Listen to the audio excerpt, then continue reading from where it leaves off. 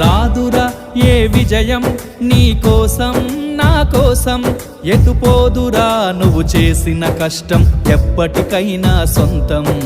కాలంతో పయనించేవాడికి కానిది ఏముంది, సాధనతోనే సాధ్యమవ్వునని సదాశయంతో సాగర ముందుకు. రాదురా ఏ విజయం నీ కోసం నా కోసం, ఎటుపోదురా నువ్వు చేసిన కష్టం ఎప్పటికైనా సొంతం.